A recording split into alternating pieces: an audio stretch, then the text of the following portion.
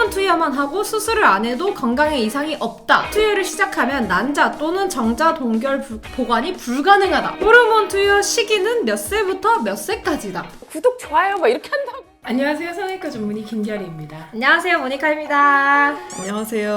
와! 오늘도 역시 게스트를 모셨죠. 산부인과 전문의 최예훈이라고 합니다. 한국성소수자의료연구에서 김결희 쌤과 같이 활동하고 있습니다.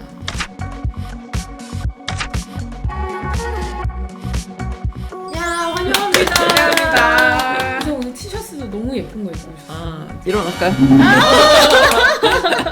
그 윤정원 선생님 나왔던 그 에피소드가 있었는데 성적 권리와 재생산 정의를 위한 센터라고 거기서 이제 같이 활동을 하고 있는데 거기 단체 티셔츠를 제가 오늘 입고 왔는데 색다른 연 소개를 하려고 네. 그 쉐어의 연계 클리닉으로서 이제 또 색다른 연이 개원을 했기 때문에 좀 진짜 색다르지 않아요? 병원 이름이 색다르게 내가 볼 때 병원이라는 게? 이름 질 때 뭔가 스토리가 있었을 것 같아. 이름 짓기가 너무 어렵더라고. 이게 뭔가 한글이면서 들었을 때도 기억이 나는 이름, 뭐를 하는 병원이라는 게 좀 나타났으면 좋겠는 거예요. 그래서 좀 간결한 이름이면서 뭐가 좋을까 생각을 하다가 색다른으로 제안을 했고, 선생님이 지신 거예요. 네. 이제 색다른이 이제 무지개색 뭐 이런 의미에서 이제 다양한 색 병원을 가기가 어렵고 뭔가 의사에게 편안하게 상담하기가 어렵고 이런 사람들이 좀 편하게 다가왔으면 좋겠다 이런 취지가 있었기 때문에 성형외과 화장실이랑 네, 네. 장애인 화장실 네. 그리고 장애인분들이 또 잘 접근하실 수 있게 병원 인테리어를 그렇게 하셨더라고요. 만들 때는 이렇게 만들어야 되겠다는 이제 계획이 있었는데 그거를 실현하기는 또 되게 어렵더라고요 이게. 그래서 사실 그럼 임대료도 네. 더 비싸지 않아요? 그래서 임대료를 네, 그러면은 어떤 진료 과목들이 있나요? 제가 산부인과 전문이기 때문에 산부인과 관련한 거는 일단 다 받으실 수가 있고 좀 접근이 어려운 임신 중지 호르몬 치료기 때문에 그 부분에 제가 조금 홍보를 많이 하고 있죠.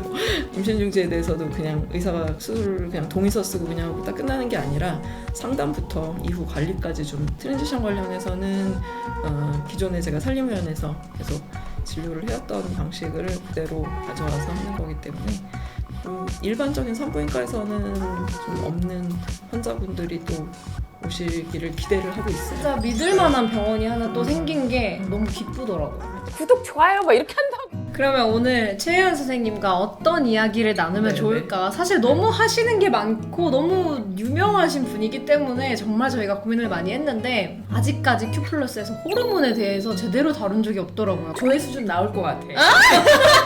근데 공부를 잘하려면 쪽집게 공부를 먼저 해야 되거든요. 그래서 스피드 퀴즈로 아주 중요한 내용만 먼저 하나하나 짚어보죠. 답변을 먼저 해보고 그 다음에 그다음에 이거에 자세히 따라서 얘기해. 해석을 좀 들어보자. 1번 호르몬 투여만 하고 수술을 안 해도 건강에 이상이 없다.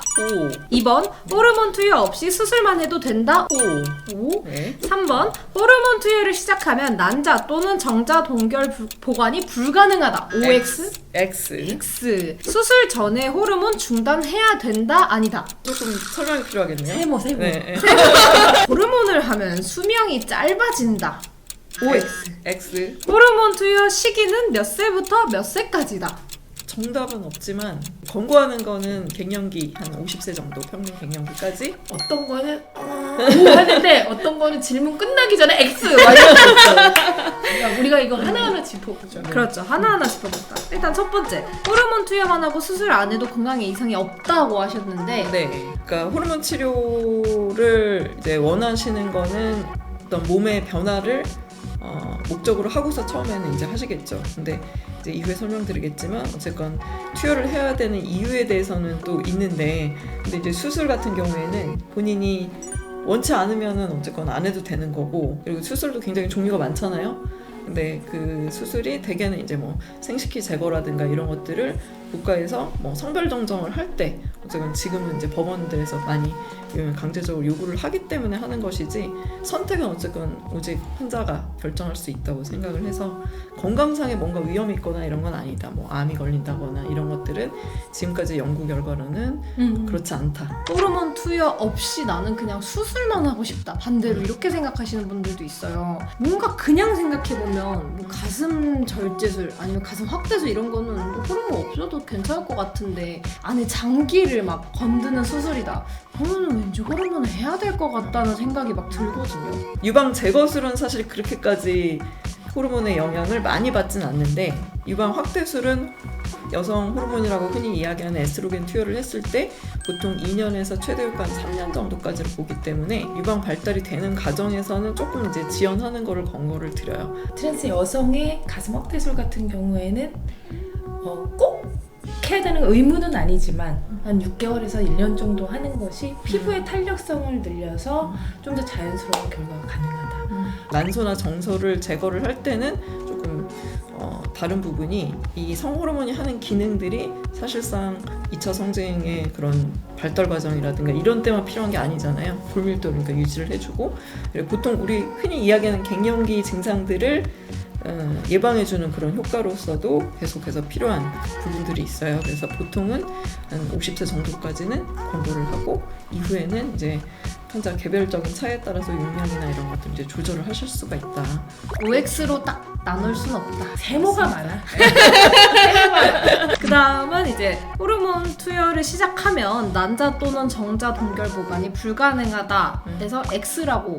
네. 보통 호르몬 치료 전에 난자나 정자를 보관하라는 이제 설명을 이제 해드리는데 현실적으로는 지금 많이 못하는 부분이긴 하지만 어쨌건 호르몬 치료를 받는 중간 과정에서도 중단했을 때 다시 생식샘이 이제 회복이 되면, 그러니까 난소나 정소의 기능이 완전히 영구적으로 상실되지 않는다면 하다가 중단하고 다시 이제 회복된 다음에 동결을 시켜도 괜찮은 것으로 알려져 있습니다. 그 다음에 수술 전에 호르몬 중단해야 하나.